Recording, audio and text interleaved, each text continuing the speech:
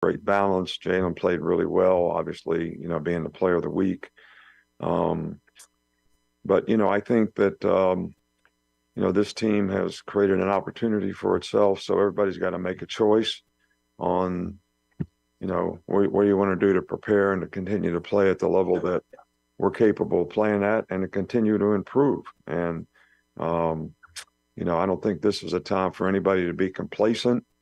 I know that even Sunday morning when I got up, I was like, wow, I'm tired, but you got to go, man. You got to keep going. You got to keep grinding. You got to keep focused on what you have to do to get better and to prepare for the next game because, Kentucky is a completely different type of team than what we played against a week ago. And what we did last week is not going to have any impact on what we do this week. They're tough. They're physical. They're well coached. Coach Stoops does a really, really good job with his team in terms of, the competitive character that they play with and the intangibles that they have. And, they're 6-3. And, they've got some really explosive players on offense. The quarterback has played really well for them. They've got great balance on offense. Their defense is tough and physical and really well coached in terms of what they do. Varian Brown is really good returner. So they've got lots of good players, very challenging preparation for both sides of the ball. Starting with Nick. Yeah, do you have an update on the health of Deontay and I just forgot the Jalen Key? No, I don't really. I think we would prepare to play in this game because, both guys have injuries that, are day to day in terms of what they're going to be able to do. So it's not just a matter of whether they would be ready to play in the game, but can they practice enough to be ready to play in the game? So that's going to be, day to day. So, both guys, I would have to say, if you have to say, would be questionable because it is questionable because I don't know what they're going to be able to do from day to day. Katie. What went into getting Jay Miller and Kendrick Law more involved on offense this past week, and just what can you say about their patience of kind of waiting their turn this year and being ready when their name is called? Well, K-Law has been a significant player for us all year long, especially on special teams, and he's had some role on offense, but we did expand that role a little bit. Guy's a great competitor, a really hard worker. He's got a skill set that I think can be utilized offensively, and I think we're starting to use that. Jam has played really, really well all year long. Jace has, played a lot of football this year and a little bit banged up. So those guys have gotten more reps in practice. So obviously wanted to give him and Roydell both a little more time in the game. And both guys came through and did a really good job. What do you remember about the 2002 game when you were at LSU at Kentucky with the Hail Mary? Look, I remember we didn't play very well. I remember they poured Gatorade on the coach already.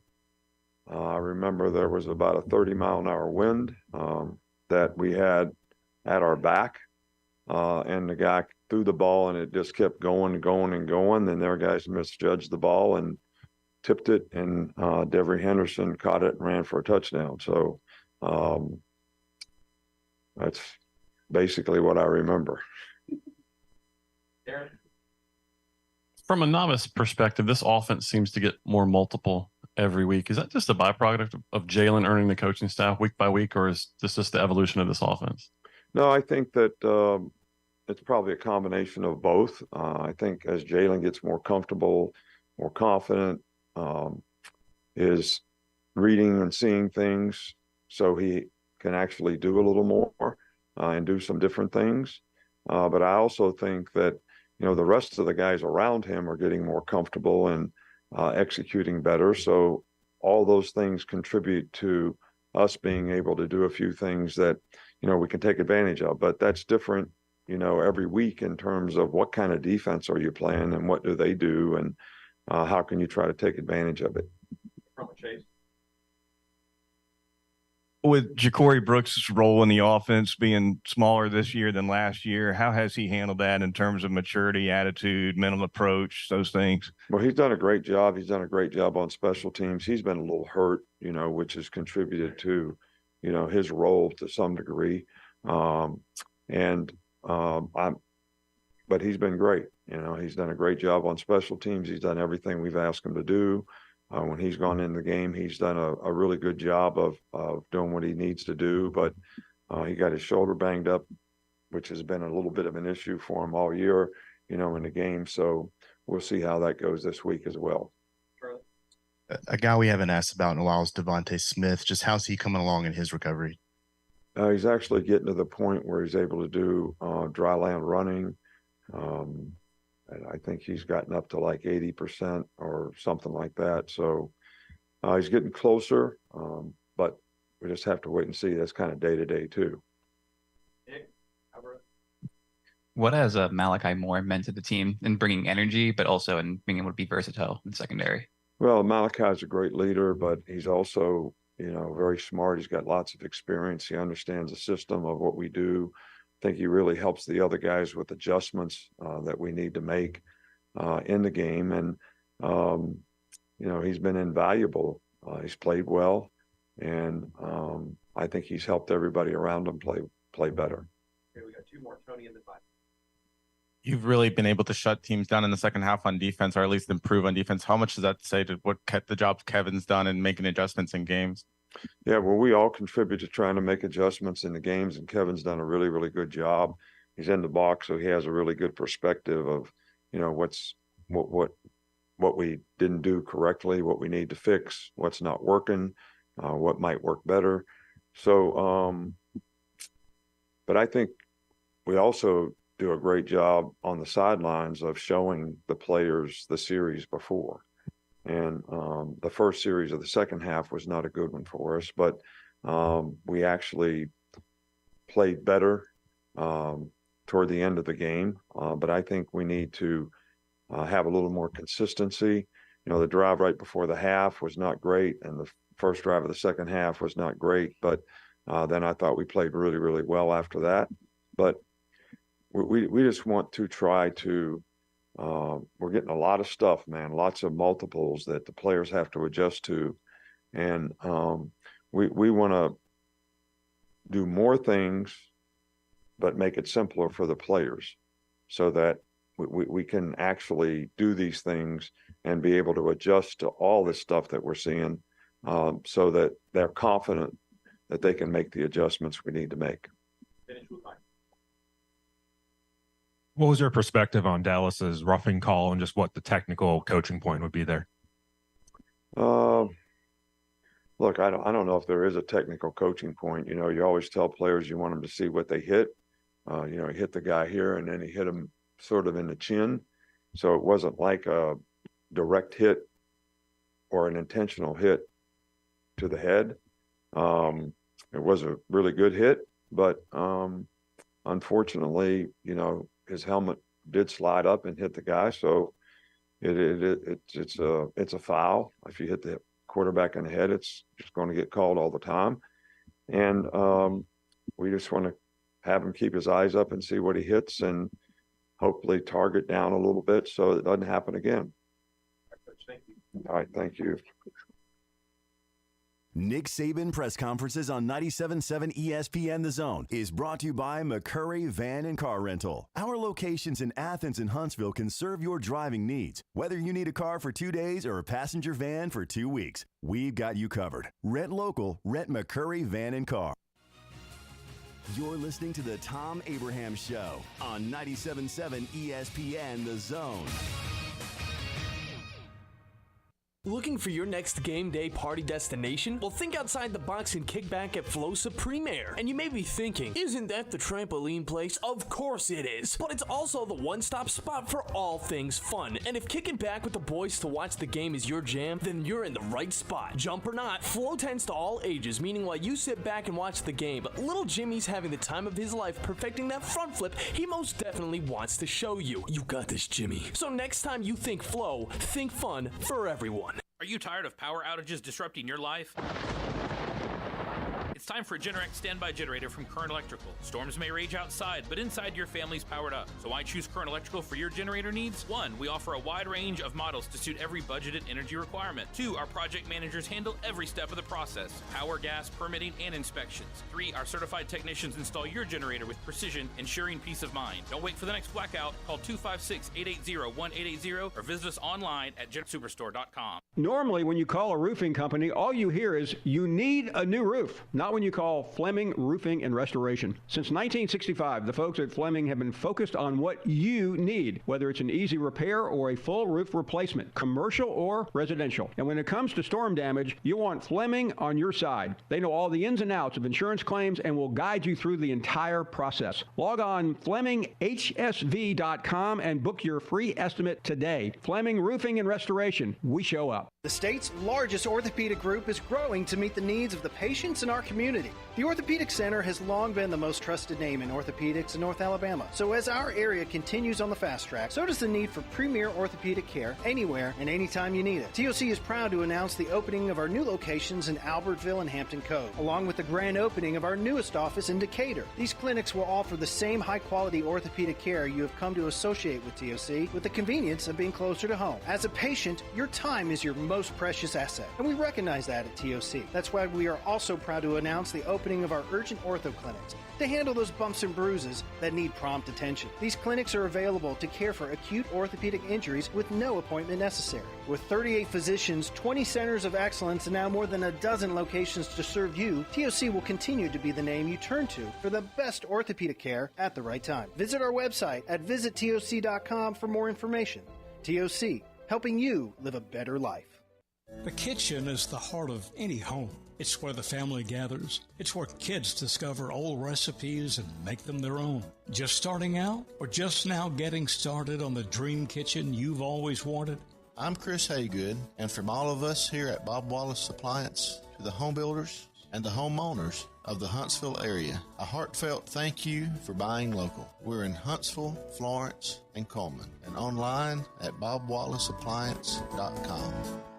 Tom Abraham here for my friends at North Alabama Mortgage. Are you thinking about home improvements? Well, use your equity now and refi later. Or use your equity to eliminate consumer debt forever, then refi to a lower rate and shorter term when rates drop. North Alabama Mortgage can also help you if you're thinking about buying an investment property or a second home at the lake or the beach or in the mountains. We have great programs to make that happen. Visit NorthAlabamaMortgage.com to learn more. That's NorthAlabamaMortgage.com. You've got to experience Toyotathon at Bill Penny Toyota. They've got the selection with over 700 new Toyotas to choose from. And they've got the extras with Bill Penny perks and a 10-year unlimited warranty. So get on over to Bill Penny Toyota today and experience Toyotathon. Bill Penny Toyota in Huntsville and online at BillPennyToyota.com. Bill Penny's Toyota 10-year unlimited warranty is valid through the 10th year of ownership. Valid on new vehicles only. See dealer for details. Built to win. Ball game. Alabama wins. Built for championship. Heading for the pylon. Get the race. Wins the race. Touchdown, Alabama. Built by Bama. The Crimson Tide play here. Join us Saturday as the Crimson Tide head to Lexington to battle Kentucky. Our coverage begins at 8 a.m. on your home for Alabama football. Listen to Alabama football all season long on 97.7 ESPN The Zone. Touchdown, Alabama. Hi, this is Eli Gold, voice of the Alabama Crimson Tide. Join us every week for Alabama football right here. Listen to Alabama football all season long on 97.7 ESPN The Zone. The opinions of Tom Abraham are not necessarily the opinions of the radio station or anybody associated with the radio station or ownership. These are strictly his own opinions, and sometimes they're not even his opinions. Tom,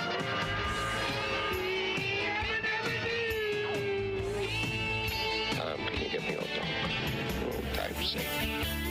I'm funny how? I mean, funny like I'm a clown, I amuse you? You're tired. Well, the lunchtime whistle and the morning's finally done. I'm jumping in my car, I'm gonna have a little fun. The Doghouse Network's on my radio dial. Big Dog's taking care of business for a while. If you're listening to another station I don't understand, 'cause nobody does it like Tom Abraham. us a call, Steve.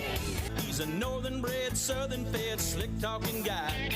Listeners in his posse are the junkyard dogs. The SEC from Tennessee to calling them hogs. From Gainesville up to Lexington to the Titan Tiger Land. Nobody does it like Thom Abraham. I guess I'm on here. Am I on? Can somebody respond? Come on, Coach, you were just on. Why do you got to be on again? I don't understand that. Welcome to Overreaction Monday in the Doghouse. I am your host, Thom Abraham, and man, do we have a lot to react to. Coming off Nick Saban's comments there at the top of the hour. I like his comments about the hit that Dallas Turner put on Jaden Daniels. Let me interpret that for you, because he parsed a little bit. Let me just, what he meant to say was, it was a great freaking hit, and I can't wait to get to Daniel Moore. I think that's what he said. I think, I'm not 100%. I'll have to go back and re-listen to it to see that. I think that's what he said. I'm not sure. But we got lots to get to. Another great day of college football on Saturday and some incredible stories in the NFL yesterday. Long day of NFL football yesterday. I watched the first 45 minutes of the Dolphins and Chiefs game before going to church. Man, that makes for a long day, though. I got to tell you, I don't like it. I just don't like those morning games. I just don't like it. LSU fans are out of their ever-loving minds over the officiating on Saturday night in Tuscaloosa, but both teams. You know who's out of their minds about the officiating in Tuscaloosa on Saturday night? LSU fan and Tennessee fan. A Tennessee fan, shut your freaking mouth. What are you doing? Nobody wants to hear from you anymore. Nobody wants to hear from you about roughing a passer after the Tennessee guy damn near took Bryce Young's head off last year up there, and no call was made at all. Not a roughing. This Dallas Turner had a roughing penalty against him. There was nothing. There was no roughing. There was no targeting. There was no nothing on that. Nobody wants to hear Tennessee fan. Why do you have Alabama's name in your mouth anymore? You came, you went, you were measured, and you were sent wanting. Nobody wants to hear from you anymore. But, look, both teams had plenty to gripe about in that Alabama-LSU game. The one that's blowing my mind most is the huge hit, though, from Dallas Turner on Jaden Daniels, which, as I said, is a Daniel Moore moment, for sure. People all over the South will be taking down the Cornelius Bennett hit on Steve Berline and putting up the Dallas Turner hit on Jaden Daniels. Tiger fan is bitching about there not being a targeting call there, which I don't get, since roughing the passer was called. It's the same 15-yard penalty.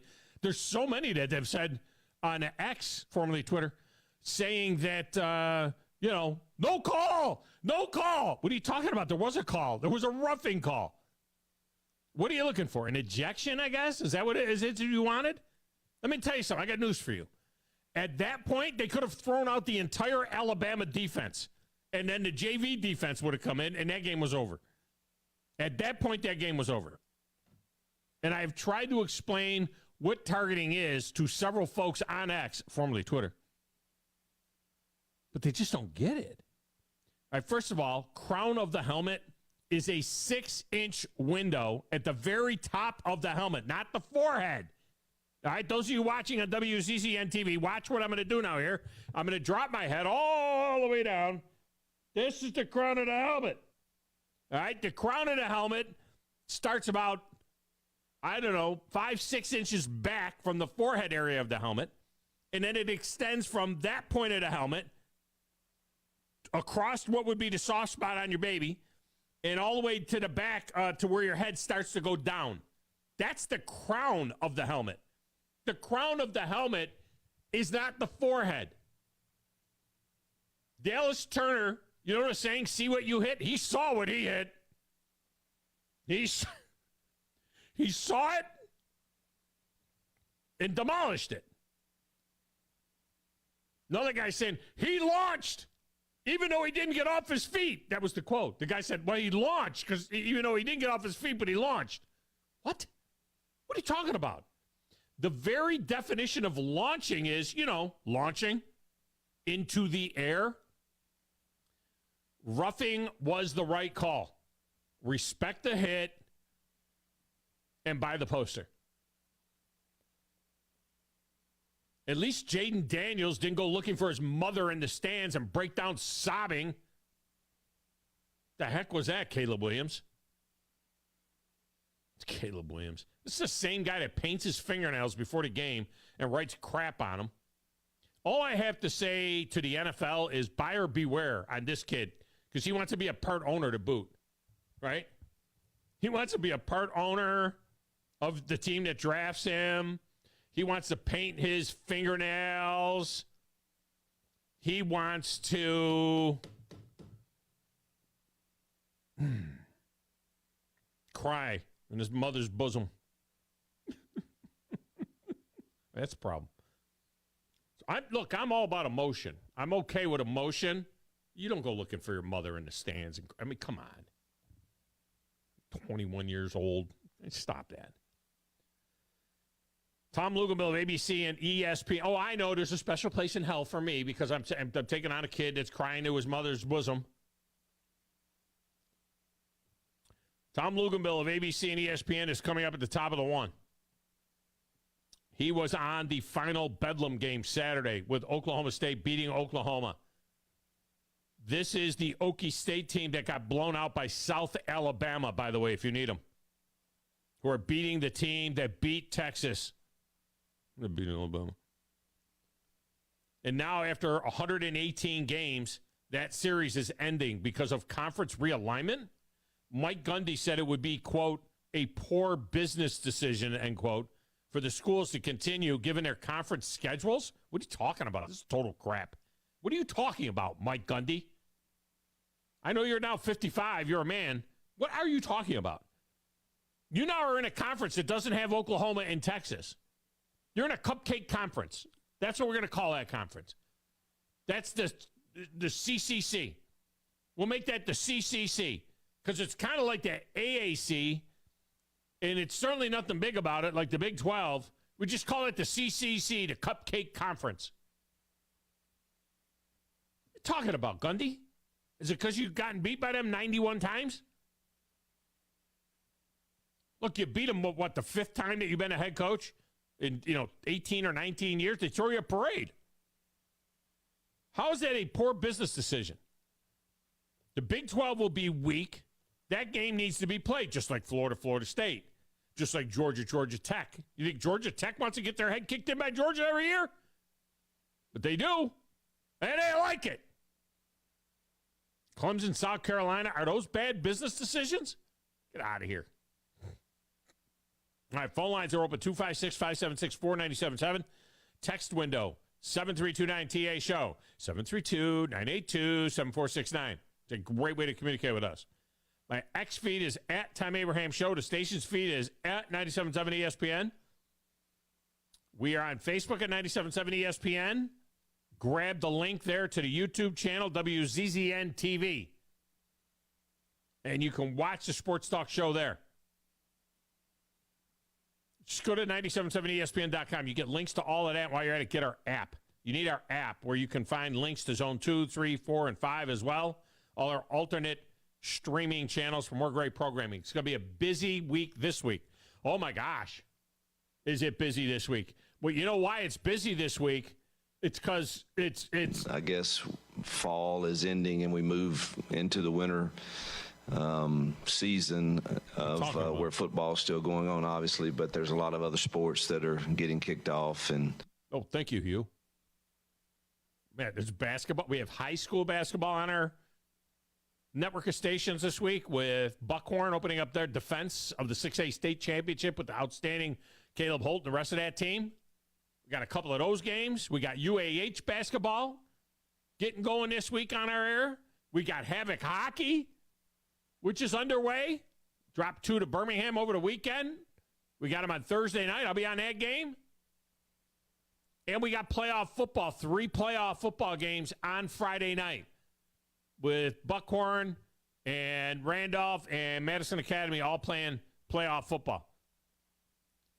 I mean, you need to have the app, people, because it's not, it's not fall anymore. I guess fall is ending and we move into the winter season. No, it's not winter, Hugh. You know what it is? Winter must be, if your last name is Freeze, then winter is your favorite time of year. That's what it is. He's like, can't wait for winter. Hugh, we don't have winter until December 20th, okay? Or 21st, something like that. Come on, Hugh. It's still fall, but he's right. We do have other stuff now. We got basketball, hockey, football, more football. Come on, Hugh. What's the matter with you? In Beat the Big Dog, the Phillip took my tickets to the Music City Bowl, going 4-2 to my 3-3 this week. Pops also went 4-2, becoming the first guest picker to have a winning record. Of course he went 4-2. Friggin' guy. He knew what was going to happen last night. I think Jalen's going to do a lot of damage. Yeah, Jalen's going to do a lot of damage. Those Dallas Cowboys. The big winner over the weekend, though, was Grizz the Greek, who bounced off a 1-5 week 2 weeks ago to go 5-1 this week. So he picks up 2 games on me. He's at 26-34. Yeah. I'm 29-31. The listeners are also 29-31. So Grizz is 3 back of me and the listeners, thanks to Phillip. And the guest pickers are now 20-29. I got a text from Phillip. Okay, I got 5,000 texts from Phillip losing his mind over the referees in the game. You can't tell me it's not rigged. Parsons held, but nothing to see there. Wow, last play of the third quarter, no flag to pick up there because they didn't bother to throw one, but it's not rigged. The one just says to Phillip, this is so rigged, I'm turning it off. It's predetermined. The officials are determining the predetermined outcome by the NFL. Can't wait till spring. Yeah, can't wait to watch your Mets. The orders from the commish are in. Put your blinders on. Nothing to see here. Your job is to screw the Cowboys. Oh, I forgot how much the refs are screwing us. Let's go back to the actual call that was actually replayed, yet even after the replay, the refs in the network somehow see something that's completely invisible. So let's just keep rolling along and pretend that they didn't see it. Hashtag rigged. Okay. As I told Phillip, I mean, not for nothing, there were a ton of calls on both sides. The refs are incompetent. We know that. There were a ton of calls on both sides. But think about this. Just think about this for a second. Why wouldn't the league want the Cowboys to win? Why wouldn't the league want the Cowboys to tighten up the race? They are America's team. There's no national love for Philly. Makes no sense. Why would they want Philly to open up a 2.5 game lead in the NFC East? That makes no sense. The league would want to be on the side of the Cowboys because A, they're the Cowboys, and 2, you'd want to have a tight race.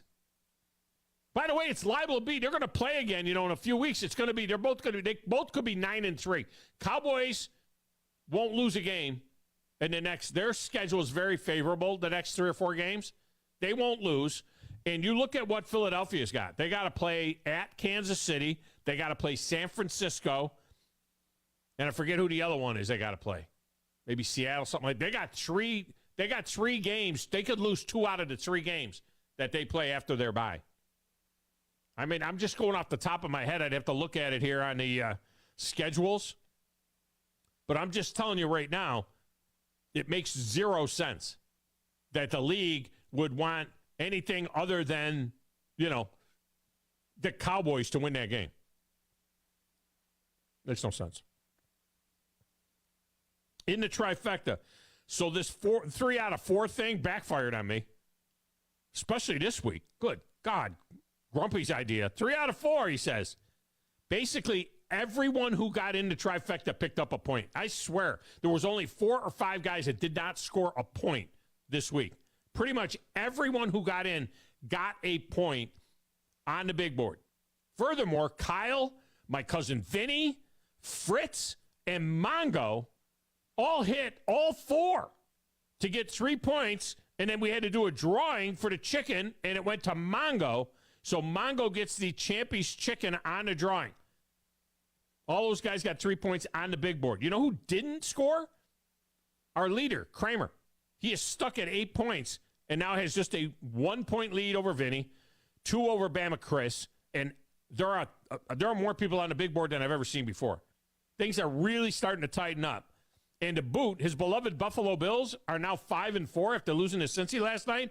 And the Bills, who are preseason favorites in the AFC along with Kansas City and Cincinnati, are now out of the playoff picture. They're like in the 9-hole right now, the Bills. Out of the playoff picture. All right, back in that little glass booth, speaking of out of the playoff picture. Playing the platters that matter in the stacks of wax and answering the phones, keeping us on the air.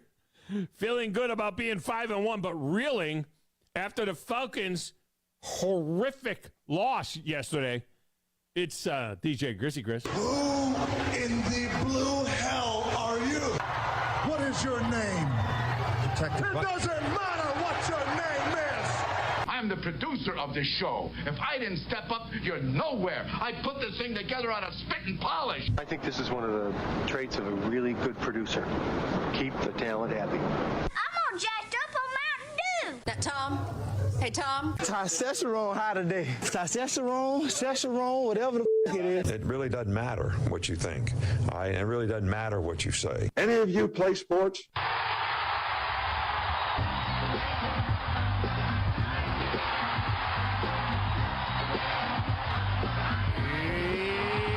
All right, Grizz, this is a true story now. This is a true story. Josh Dobbs, literally, he drove to the stadium. Okay, so what he did was he drove to the stadium and he bought a ticket to the Vikings and Falcons game.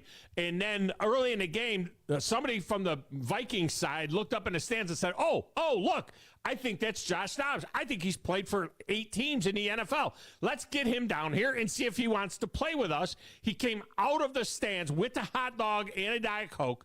The quarterback got hurt. Somebody we never heard of before from BYU. He got wrecked, and they said, "Hey, Dobbs, can you go in there?" He had a Hutch. He had one of them Hutch uniforms. You know, it wasn't a real uniform. He had the little Hutch helmet. It was an old Reebok one. It was the thing with the Hutch that you used to get. It had like the old Vikings uniform. It wasn't even matching the rest of the Vikings. Had that white face mask thing. You know what I mean? It didn't even have padding inside the helmet. And he went out on the field. And didn't know anybody, didn't know any plays, didn't know the center. And he was, the snap count was, hey, you, hike it to me. And then they would hike him the ball, and then he would run for 66 yards, or he would throw a touchdown pass, or he would go down the field in 50 seconds and beat the Falcons. Yeah, it was ridiculous. It's pretty much a true story. Yeah, no, he was teaching his offensive line the cadence right before the game. They didn't. It didn't matter. He just walked out there. He fumbled twice. There was a safety. The Falcons were able to get a safety out of it, or out of the Vikings, and still were able to lose. He was setting it up. He was building it up for the. It was almost scripted, like he was coming out. Yes. You're talking about it. He was coming out of the crowd, like he was scripted, like WWE, like it was like Sting coming out of the rafters. You know what I mean? There is a script. I mean, Patrick Mahomes is getting those calls. You saw it right there. How do you not call forward, forward progress? How is that not forward progress? How on Tyreek Hill, he gets hit and he gets driven back like 4 yards. And while he's being driven back, the ball comes out and they give it to Kansas City, scoop and score. And I'm like, oh, no. Forward progress. They always call forward progress on it. They call forward progress on crap that's not even forward progress. It's just so weird. It's ridiculous. And like going back to the Falcons game, I can't believe. Please don't. I'm just saying, I can't believe that I sat here and watched a quarterback that was only on a team for 4 days. He's been on 3 different teams in this 2023 season alone. Yeah. And the guy's all he done is one, and it hasn't happened since like 1921 in the NFL. And it didn't even know the guys' names. He didn't know the name of the center, the guy that was snapping him the ball. He was like, "Hey, and you're telling me that Arthur Smith is over here making Kyle Pitts block with Jonnu Smith scoring a touchdown. He can't score when he's on the 2-yard line after a fumble. He has to kick a field goal, gets 14 points off of 4 field goals and a safety, and he can't get his offense to score or do anything. Bijan Robinson fumbles. Got no quarterback. I mean, late touchdown. No quarterback. You got a guy in Taylor Heineke who has had the chance to come out and do these types of things. He has these offensive weapons. He didn't have Drake London. It was one of those things where even without Drake London, they should have won that game handily, and it's just play calling alone from Arthur Smith and just Van Jefferson in these last 2 weeks, he had a drop pass. He blocked on a wide receiver screen and got a penalty. He had a personal foul call late in the game right there, right when the Falcons scored the go-ahead touchdown to go up is that at the Arthur end of the game. Smith's fault? I mean, it's not Arthur Smith's when you're getting fault. new guys in and you're getting guys to play, O'Connell's able to get guys, 4 days in, and he's able to get them to play whether they're good or not. And it's like you've got to get guys in position, and it's been like this all season long. Arthur Smith has made these questionable calls that have gotten the Falcons in some bad situations. Yeah, and, they should be 6-2. 6-2. They should be 6-2. They should be literally running. They should be like the Lions. They should be running away with the division. That's what they should be doing. All right, let me get a break and we'll come back. Phone calls are next. Paulie, Redneck Romeo, Bama Bino, all lined up, and we'll hit it next right here on 97.7 ESPN, The Zone.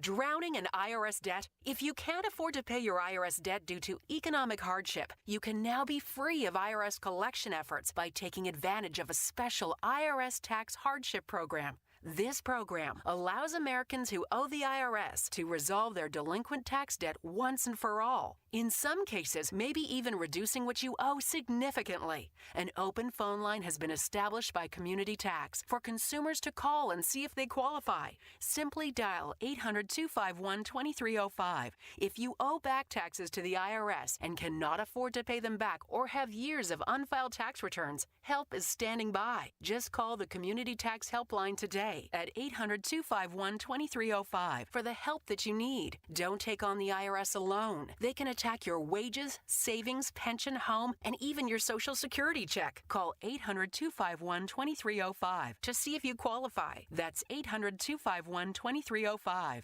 This is Wes Neighbors sitting here with Philip Love of not only Eagle Insulation, now he represents Eagle Companies. Eagle through the years have added several companies to help individuals or builders through their construction renovation process. Eagle is known to represent quality, efficiency, and professionalism. Philip, I know you do insulation, but do you do masonry? We do. Do you do grading, erosion control, and dirt hauled off? We do. Do you do after paint, which includes shower doors, mirrors, shelving blinds, and bath hardware? Yes, we do, Wes. Do you do landscaping and irrigation? Yes, we do. So basically, Eagle can help you all along your process of building your house or doing renovations. So do you do plumbing? We do not, Wes, but we can find somebody to do it. Just give them time. They'll be there. Anyway, call Eagle Insulation at 256-755-1556. Eagle saves you time. Eagle saves you money. Call Eagle today. Thanks, Wes. Chapman Commercial Realty, your source for Alabama commercial real estate. Chapman Commercial Realty has the experience and expertise you're looking for when making commercial real estate decisions. If it's office space, retail space, investment property, or project development, Chapman Commercial Realty is your answer. Call Bill Chapman today at 256-656-8413. That's 256-656-8413. Or find them online at chapmancommercialrealty.com. Here's Bobby White from Woody Anderson Ford on their service department. President's Award winner 2 years in a row. That's only given to the top 10% of Ford dealers in customer satisfaction. So we're very proud of the service department. And our body shop. If you happen to get into an accident, which not a lot of people just want to go down and see a body shop, but if you get into an accident, award-winning body shop. We have the state-of-the-art paint booths back there. They're waterborne paints that we use, friendly for the environment. We've got our production system, the way things are in and out. We have the fastest cycle rate in town of getting your vehicle in, getting your vehicle out, and assured that it's fixed right. We take pictures before it's wrecked, and not only after, but we take it as we're putting the parts on. All done to above industry standards. So I'm proud of our body shop too. Don't forget our parts department. So, if you happen to need parts, performance parts, or just parts if you're a weekend mechanic. Woody Anderson Ford, located at the corner of Jordan and Sparkman, as well as Hughes Road and Madison. You can also check out the great deals at WoodyAndersonFord.com. Injuries at work happen all the time in Alabama. So do motor vehicle and slip and fall accidents. If you're hurt at work or injured in an accident, I want you to call my good friends at Pond Lehocky Giordano. That's Pond Lehocky, Alabama's injury law firm. They got your back just like they've got mine. For personalized legal support, reach out to Pond Lehocky at 855-774-3838 or pondlehocky.com. No representation is made that the quality of the legal services to be performed is greater than the quality of legal services performed by other lawyers. Normally, when you call a roofing company, all you hear is, you need a new roof. Not when you call Fleming Roofing and Restoration. Since 1965, the folks at Fleming have been focused on what you need, whether it's an easy repair or a full roof replacement, commercial or residential. And when it comes to storm damage, you want Fleming on your side. They know all the ins and outs of insurance claims and will guide you through the entire process. Log on FlemingHSV.com and book your free estimate today. Fleming Roofing and Restoration. We show up. From the Fox 54 Weather Center, I'm meteorologist Emily Owen. For this Monday night, expect a quiet and mostly clear night across the Tennessee Valley. It looks like temperatures going to be falling into the lower 50s for the overnight. Heading into your Tuesday, we'll see another afternoon full of sunshine. High temperatures look to be topping out in the lower 80s for the afternoon. It could also get pretty breezy at times. We could see gusty winds as high as 15 miles per hour. I'm Fox 54 meteorologist Emily Owen on your home for ESPN Radio 97.7 ESPN, The Zone. Each week, check out our latest Zone deal online at 977ESPN.com. I'm eating good food. We are 97.7 ESPN, The Zone.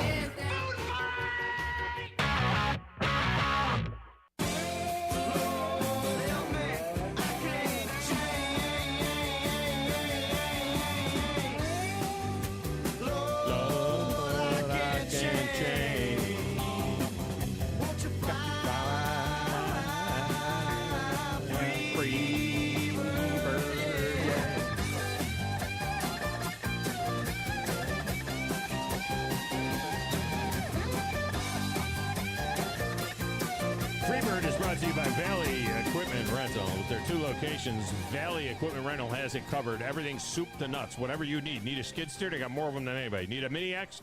They got more of those than anybody. You need a big excavator? They got more of those. They got everything down there. You need a big dozer? They got that too. They've got it all. Compressors, the hand tools, everything you need is at our good friends of Valley Equipment Rental, and they're locally owned, which is the best thing. Ross Roberts and his team, they do a tremendous job. They're very thoughtful. They're very understanding. They got all the lifts in the world. I've operated some of their equipment, and it's all tremendous. Everything is tremendous. Grizz, over the weekend, you know what I stumbled into? That since you played the Freebird bump there, I stumbled into Skinnerd last year at the Ryman playing. It was Gary Rosingel's final time playing Freebird because they didn't know he was going to die. You know what I mean? And it was Skinnerd, and they had a bunch of guest artists that came in from Nashville, you know, guest artists and so on. Yeah. That Jelly Roll, and they had others, you know, that came in and sang certain songs with him. Is. I mean, I've heard of the name. I've seen pictures Jelly of that guy. I Roll's- have no idea what his music is, but he's pretty hot. Jelly right Roll. now. Yeah. Jelly Roll. He's pretty good. Anyway, he's Pretty huge. good snack. I mean, he's a monster of a man. But those of you that remember Big Ben's got nothing on Jelly Roll. Jelly Roll. I mean, Jelly Roll won't be around in 5 years, so he didn't do something about it. I mean, he's way too big. Anyway, so it was Gary Rosingel's last time playing Freebird. And it was moving. wow, I mean, yeah. it had me. I wasn't quite Yeah. going all Caleb Williams. I mean, you know what I mean? I wasn't sobbing. There's someone next to you on the shoulder. I wasn't sobbing in my mother's bosom, you know what I mean, over it, but got me choked up a little bit. I mean, a little bit. I just kind of I felt melancholy is what it was. I felt a little bit melancholy. That's the emotion that I get when I get choked up. I was a little melancholy. It was Gary Rosington playing Freebird for the final time, and he did it at the Ryman in Nashville. That's pretty cool. Last year. Look it up on the YouTube when you get a chance. Look it up on the YouTube. Freebird at the Ryman and Nashville, and you'll see Gary Rosington playing Freebird for the final time, and he ripped it. That's for sure. Let's go to lines. We start in the order of the longest wait. Paulie is up first in the Cape. Paulie, welcome to the show. How are you? Pretty good. What a bummer. Too many mistakes. Give the team a 21-point lead. And then, don't expect to win, especially when you're trying to win and you fumbled the ball. Yeah. That was the killer. But hey, we're 6-3, and thank God for the Bengals beating the Bills. And if, like you said, if the playoffs, think of this scary moment. If the playoffs started next weekend, all 4 teams of the AFC North would be in the playoffs. And just the division champ. Yep. That is not true. I'll tell you who would be in the. I'm looking at the playoffs right now. Okay, that's not true. Yeah. I'll tell you who would be in the playoffs from the AFC East. Did you say? No, the AFC North. Baltimore. North. Yes, that is true. Yeah, that is true. Yeah, that is true. I thought you said AFC East. I'm looking at New York and Buffalo being out of the playoffs. Yeah, no. All 4 teams from the North. Yes, Baltimore is leading division at 7-2. Pittsburgh, Cleveland, and Cincinnati are 5-3. That division is sick, and it's going to be even sicker when the Browns go into Baltimore and knock their blocks off next week and tighten that thing up, pull it in a half a game of the division lead. It's going to be pretty great. And if the Dolphins can go 5-3 in these last 8 games, they're division champs. That's all I'm saying. 5-3, you think gets it done, huh? Mm-hmm. Yeah, I mean they should go all of 5-3. They still have that bugaboo where they haven't beaten anybody yet. You know what I mean? They got 6 wins and none of them are over a decent team. But they did, they did make a run at the end of that game. And I don't know what happened on that Tyreek Hill play. I mean, that's always forward progress. When you're driving a guy backwards, they don't let a guy fumble. It's ridiculous. That's stupid. He gets driven back 4 yards and then the ball comes out. I mean, that's dumb. I'm just saying. I sat there like, are you kidding me? And then they look at it.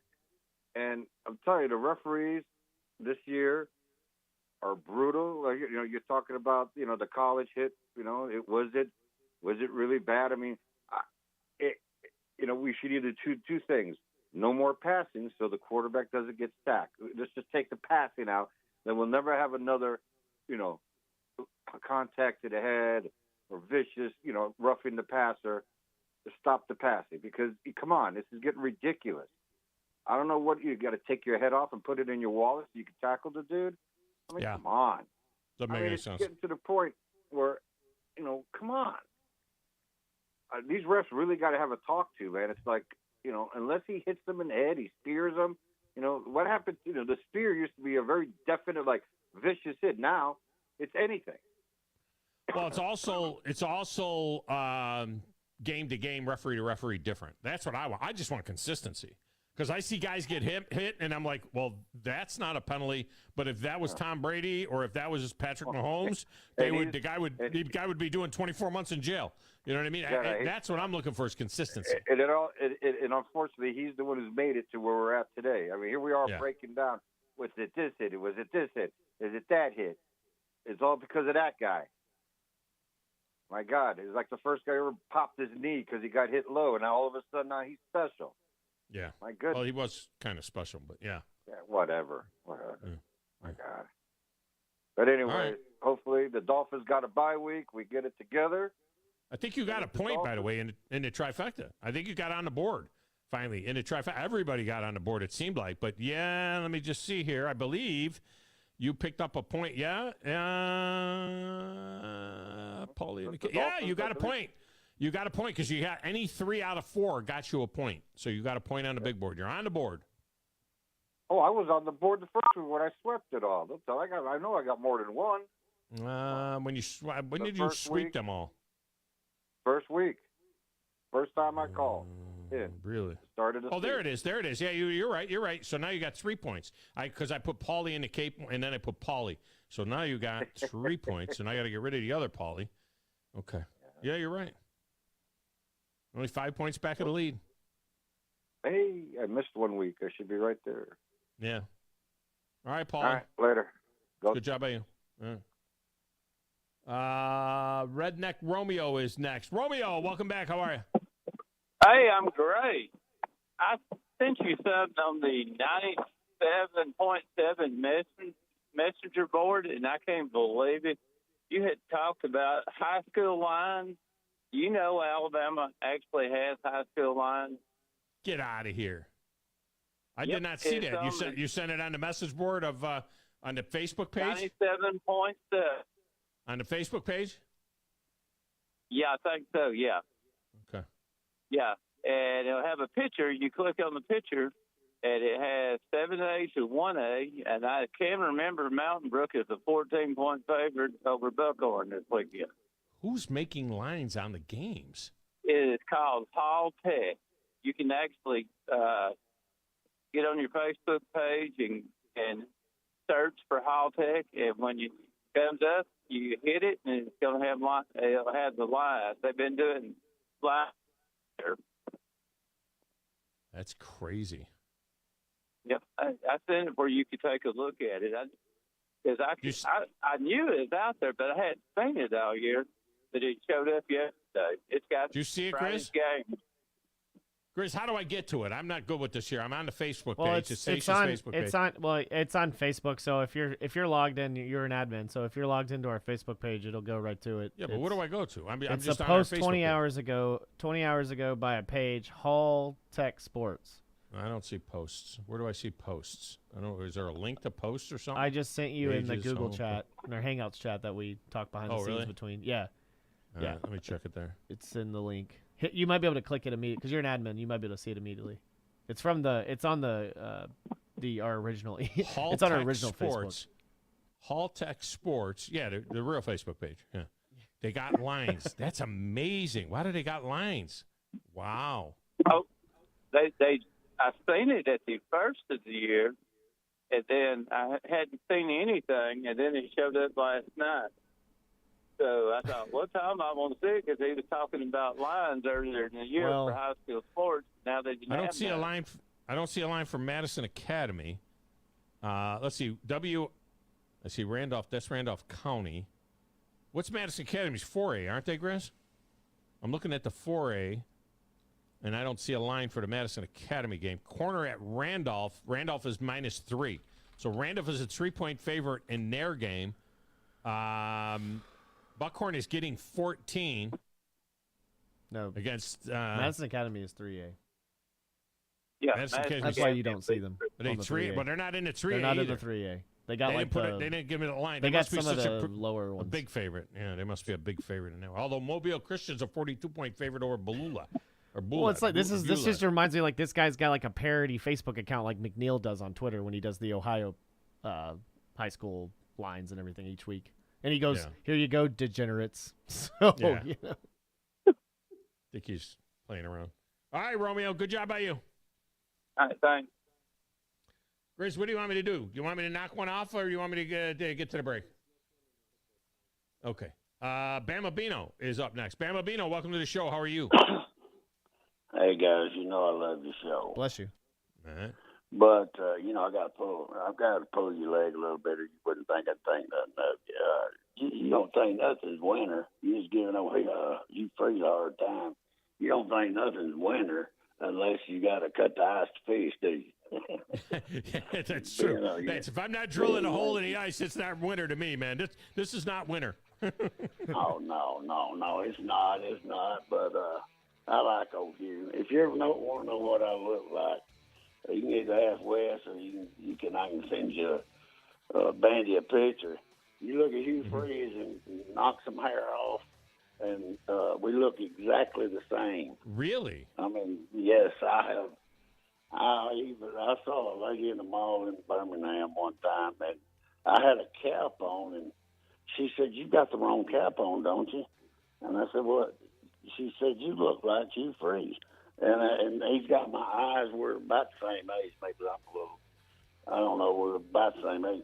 But anyway, I just pull your leg because, you know, if I don't give you a hard time, I don't like that. I hear you. I feel you, man. I like it. Remember I used to kid you about the Rapala and Rapala. Rapala, yeah. Rapala. We used to call it Rapala up north, and then they became one of my sponsors, and they're like, it's Rapala. Yeah, it's Rapala.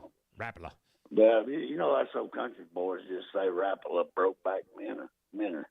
But anyway. All right, man. Great. That was a great hit from Dallas Turner. I'm glad they didn't call late hit because it wasn't. And he did. It wasn't late. It wasn't cheap. It wasn't. We got to get to the break. We got to get to the break, Bino. I appreciate you, man. That's a good job by you. It wasn't late. It wasn't cheap. It was roughing. They got the call right. It is what it is. All right, we'll be back. Tom Luganville is next, 97.7 ESPN The Zone. As the calendar turns to November, we thank Thanksgiving, and for that we have plenty to be thankful for. As we gather with family and friends, it's a good time to make sure your heating and cooling units are up to speed. Thomas from Talent Heating and Air with us. Thomas, if you're tired of all of that from all the other companies, give Talent Heating and Air a call. That's right. If you're tired of hearing a bunch of, give us a call at 256-503-4490. We're still out running our special. We can come out, check out your system, make sure it's ready for heating season, and we can do that free gas inspection with that tune-up. You can also find Talent Heating and Air online at talenthvac.com. Don't let any of those other companies jive turkey talk you into expenses you don't need. Give Talent Heating and Air a call today. Pretty sure that you called me a jive turkey. No, now, Lou. Nobody called anyone a JT. Jive turkey is a little over the line, my man.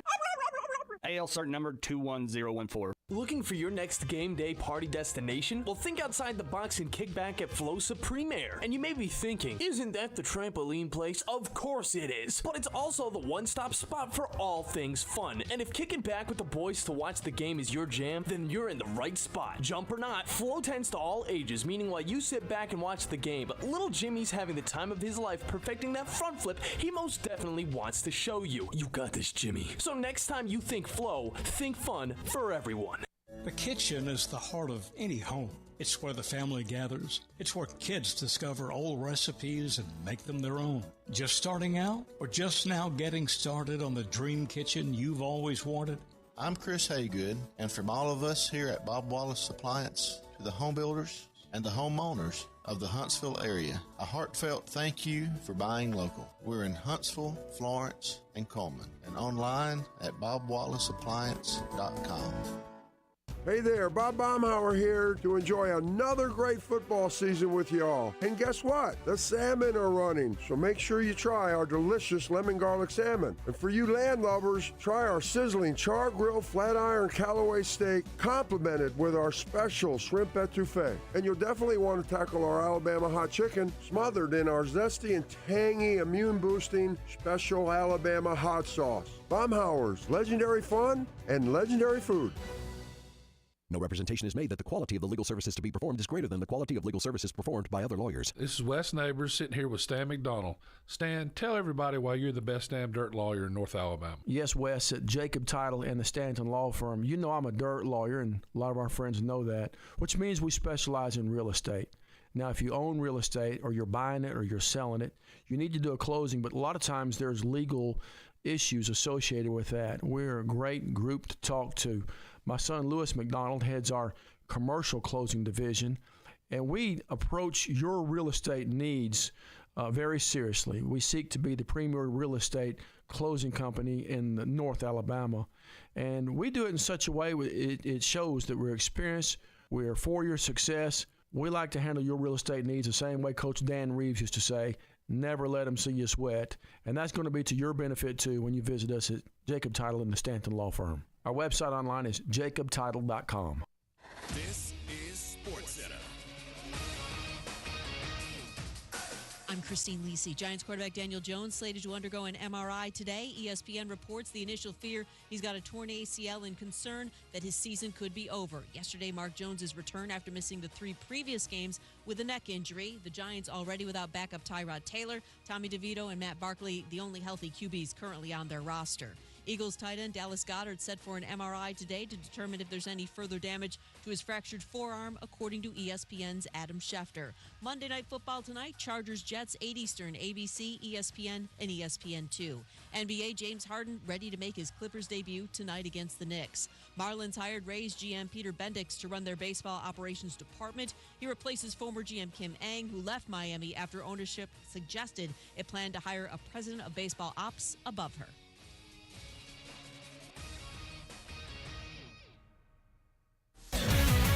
WZZN, Union Grove, Huntsville, Alabama. 97.7 ESPN, The Zone.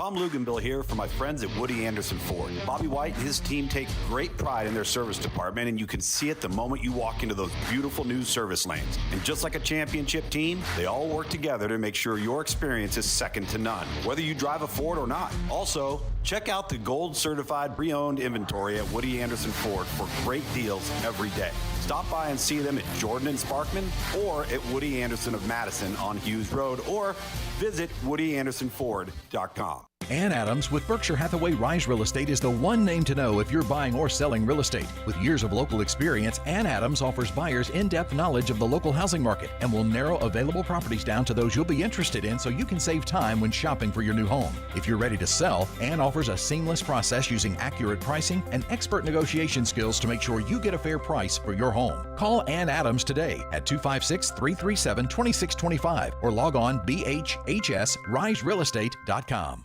From the Fox 54 Weather Center, I'm meteorologist Emily Owen. For this Monday night, expect a quiet and mostly clear night across the Tennessee Valley. It looks like temperatures going to be falling into the lower 50s for the overnight. Heading into your Tuesday, we'll see another afternoon full of sunshine. High temperatures look to be topping out in the lower 80s for the afternoon. It could also get pretty breezy at times. We could see gusty winds as high as 15 miles per hour.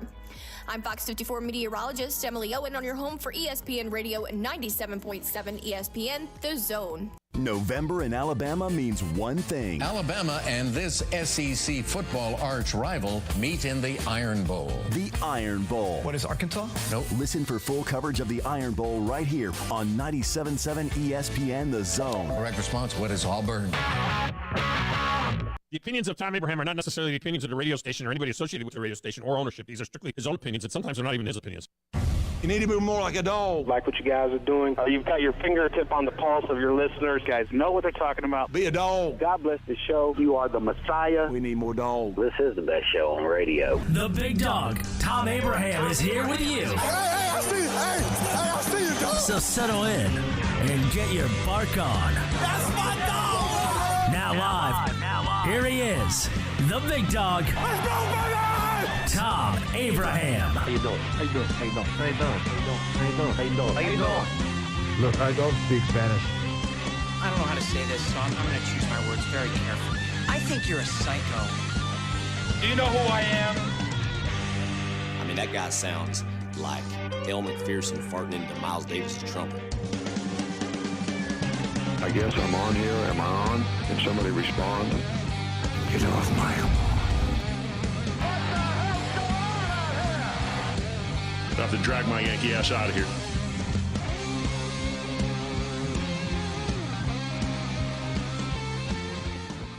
And welcome back. Hour number 2 of the Thom Abraham Show. This segment of the show brought to you by Woody Anderson Ford and the service department at Woody Anderson Ford, which is second to none, really. I mean, they're doing all kinds of stuff down there. You know, they do the wheel alignments and the tire rotations, the brake jobs, the oil changes, engine tune-ups, tranny work. It's all done at the service department and the Quick Lane Tire and Auto Center. They got you covered, whether it's a Ford or otherwise, but if it is a Ford, they're using genuine Ford and Motorcraft parts. And don't forget the certified gold pre-owned as well, plus the new inventory. You'll find them right there. Corner Sparkman and Jordan Lane, also online at WoodyAndersonFord.com. It's the only place I've gone to in the Tennessee Valley since 2004. And they are the people that bring us Thom Luganbill each and every week. And Lugs is on the Neighbors Wealth Management Hotline. Thom, welcome back to the show. How are you? I am good. Another great week of college football is behind us. Yeah, another great game for your crew too. I mean, you know, that was what a fantastic game and a great reaction at the end of the game by the folks there in Stillwater. Yeah, it was great, wasn't it? I mean, and the thing is, it couldn't have gone down any better. Like, that's exactly, if you're going to scout it out, if you're going to say, hey, we got to script this thing, let's see what we can turn this thing into. It would literally be what we saw. It couldn't have gone any better. And happy for Oklahoma State. And I'll tell you, Thom, if you look at the Big 12 in this past weekend and you look at the Texas-Kansas State game, the Big 12 was one play away from evaporating from the college football playoff. Yeah. No, I mean, one play. Yeah, no doubt about it. And it doesn't hurt. I mean, it doesn't help the whole scenario probably for Oklahoma to be dropping this game, because now it's a free-for-all as to who's going to get to this Big 12 championship game, assuming that it will be Texas on the other side. I think Texas probably needed an 11-1 Oklahoma team there. I would think that would be what's best for them, because they're going to have a hell of a time. I know head-to-head. I get it. They're going to have a hell of a time holding off Alabama if Alabama continues to win, because I don't think there's anyone that doesn't think that Alabama's a vastly improved team than they were week 2 when Texas beat them. They are, but I do think unfortunately, we got to look at this all obviously through the committee's eyes too. Yeah. And the problem with that is the committee, if they have the opportunity to take the easy way out, they will. And head-to-head always gives them the easy way out. And so I think that's something to keep, an eye on as this thing continues to unfold. And Tom, I want to think about it. Look at the pressure now that Texas is under. They don't rely on anybody else. Right now, they are the sole potential savior of the Big 12. And they have to go out with a backup quarterback until they get Quinn Ewers back. They are literally living in a world that Alabama has been living in for the last 15 years, in the sense that the expectation, the pressure, the gravity of the moment, each and every week, knowing full well you slip up, it's over. Not only for yourself, it's over for the Big 12. And you'll have them at TCU this weekend in the prime time. Does TCU have anything for them? Listen, TCU can score. I think that's the one thing is, that they have the ability to put up some points. I think a lot of the answer to that question, and we don't know the answer yet, is Quinn Ewers good enough to come back? Are they going to have to wait another week for the Iowa State game? Malik Murphy, had a couple of big plays in the passing game, but also threw 2 interceptions, fumbled another. That's 5 turnovers in 2 weeks from the quarterback at Texas. That's not good, particularly going on the road. It's a night environment. Right now, the way college football is, Tom, I don't put anything past anybody. It's becoming more and more evident that this is the time of year you're banged up, you're tired, you may not always be at your best. When did you have your bye week? And do you go into a game and take somebody lightly, or you're not ready to play and you catch that team on the wrong day? I mean, we look at what just happened to Air Force, at Army, and it's just, that's college football right now. That's what makes these last 3 weeks so good. There's no doubt about it. Tom Luganville with us here. All right, go back to Stillwater for a moment. Put us on the field with you when the field rush comes. You've been a part of that in times before. Twice this year. Yeah, twice now this year. And it is it could get a little dicey out there. I mean, it could get a little spooky. Do you have a cop with you? Do you have any security with you?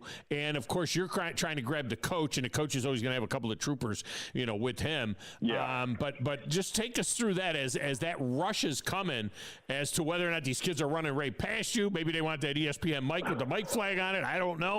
But just take us through that moment, how scary that is on the field. Now, Tom, run past me. Run past me, really? I mean, listen, let me tell you what I knew for Duke and Clemson, okay?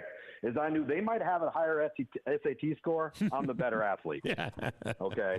Now, I figure at Oklahoma State, there's a lot more of them, though. Taller. There's a lot more of them.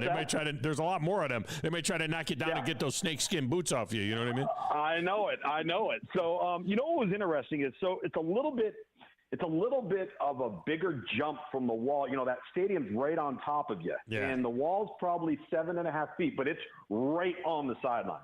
So to get over it, I mean, you could, if you didn't hit the ground right, you could technically hurt yourself. Yeah. So there were a lot of people that were jumping that wall. So it gave me a little bit of a lagway. It gave me a little bit of a window where I could get a head start. And as long as I can see where Mike Gundy is, I can head him off at the pass. And so the biggest thing, to be honest with you, because it's a live interview, it's not so much avoiding the people or getting through the crowd.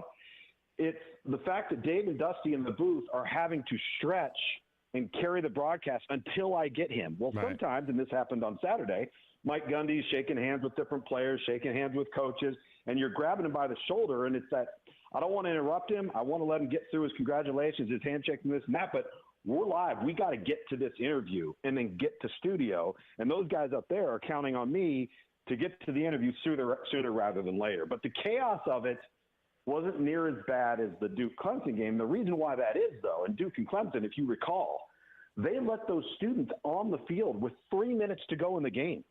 Line them so up. They didn't come from the stands. They were already on the field with me. Yeah. Yeah, that is absolutely crazy. I did one like that. I was doing color on the game, and they showed a shot in the end zone, and the fans were all lined up in the end zone, and they had 4 security guys with dogs, actually, at that time. There was 4 of them. Those stretched all the way across the 53.5 yards of the field, and there were like, I don't know, 1,000 students, behind them.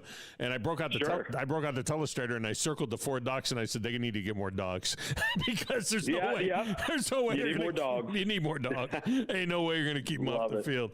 Thom Luganbill with us. So Mike Gundy, a lot was made about the final bedlam and everything else. Mike Gundy said it would be a poor business decision for the schools to continue given their conference schedules. For the life of me, 100 and some odd games, 118 games or whatever it is, in Oklahoma, they would go on stretches where they would just beat the tar out of Oklahoma State year after. I think they won 90-something of the 118 games. But why does this have to stop? I mean, this doesn't seem to make sense to me. Florida's playing Florida State. Clemson's playing South Carolina. Louisville's playing Kentucky. Where you played at Georgia Tech, you think they want to get their head kicked in by Georgia every year? They continue to play Georgia every year. I don't understand why this game has to come off the schedule as a non-conference game. Even Texas A&M, Texas A&M and Arkansas, even before, they were in the conference, they're always playing each other. Why can't this game continue to be played? Well, I think number one of the teams needs to get over their feelings being hurt, right? Mm-hmm. I mean, it's fresh. They're mad. They're probably a little bit vindictive. They don't want to think rationally just yet. And I think eventually, Tom, that will come around. And the thing that's interesting about this to me, and you just touched on it, but like a lot of people don't think about it this way. This is one of those few rare bitter rivalries where the head coach's job does not depend on the outcome. Right. I mean, look at I think Mike Gundy is 5-14, maybe 5-14 in his 19 years there. So he's been a part of 33 of those as a player, assistant coach, and head coach. But they could continue playing this, and it's not as like, I don't want to have that because then if I lose the rivalry game, they're going to get rid of me. No, that's not how that one works. So you win it every 5 or 6 years, and they throw you a parade. I mean, everybody's fired up. Yeah, everything's fine. And so I think that, eventually we will get to that point, but it might take. I mean, I could see it taking a minimum of 5 years, if not more. I absolutely could. Yeah, that would absolutely suck. All right, speaking of head-to-head, I'm looking at. I have in front of me right now ESPN's FPI. We got 3 games left to go in a regular season. We have a lot of data here to pile up. Oregon was way impressive again. The Bo Nix, kid from Scottsboro, Alabama, is going to win. Has a shot to win the Heisman Trophy for sure. The Heisman Trophy that Auburn fans thought that he would win there. Oregon is shown as 3 in the Football Power Index from ESPN. And Washington is way down the list. They're right behind Tennessee. I mean, that's where Washington sits. They're way down because they're just not a real impressive team outside of, beating Oregon, and if that game gets played again, everybody would, Oregon would probably be a 6 or an 8 point favorite in that game. But how does the committee deal with that? I mean, they got to continue to put Washington in front of Oregon when everybody knows Oregon's a better football team right now. Well, and again, that's where they'll generally take the easy way out if they can, because they can always have something definitive to point to. What they need to have happen is Washington to lose, and now you still have the head-to-head, but now you've got other variables you're going to have to discuss. And listen, I think personally, I'm not so sure Oregon's not in the top 3 teams in the country right now. Right. Yeah. I'm really not. And the outcome of that Washington-Oregon game, Washington's trajectory went down and Oregon's went up, or maybe even parallel, if you want to call it parallel for Washington. But they have been nowhere near the team that Oregon has been, and Oregon has been dominant. They've been dominant in every way, shape, or form. And like I said last week, you don't go on the road to Utah and do what they did to that team. It just doesn't happen. You don't see it happen. And man, to me, that one's burned in my brain. Yeah. Well, Washington actually slipped a spot in the FPI, off of another unimpressive effort by those guys. All right, let's get to quote, the hit. I mean, this is the next Daniel Moore painting will be the hit on Jaden Daniels from Dallas Turner. I mean, Steve Berline will be happy to have everybody take the poster down of Biscuit, Cornelius Bennett slamming it to the ground, which there was no penalty on that one. You know what I mean? There was no penalty on that one. Well, that was when we played football. Now, this was roughing the passer in today's game. Okay, this is absolutely. And I don't know what the LSU fans what more do they want? They're saying that, they called roughing the passer. It was a 15-yard penalty. I didn't see it as dirty, cheap. I heard a guy. Was it on your show? I heard a guy on some show. No, it was the morning. It was the early morning show.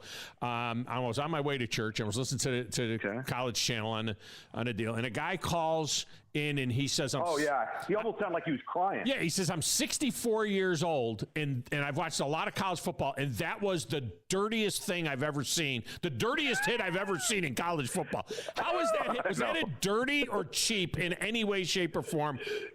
In your mind, or even targeting, because they didn't call targeting, they called roughing the passer. People have to understand what the letter of the rule is on targeting, okay?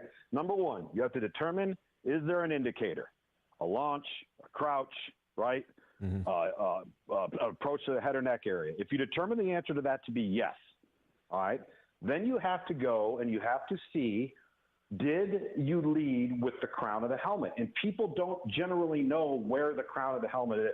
It's basically a 6-inch diameter right on the top of the head, which is, in order to lead with it and to charge with it, you'd almost have to have your chin to your chest, okay?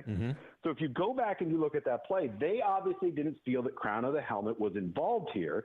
And if you look at where he hits Jaden Daniels, all right, he's got his neck bowed back where you're supposed to have it, okay? So the indicator of launching was there. The indicator of crouching was there. So they go to the next step, and the next step was not there. And you can agree or disagree, but that's how the rule is written. The problem is it's so subjective that we could have watched 10 other games on the same day and had the exact same hit and come up with a 50-50 outcome.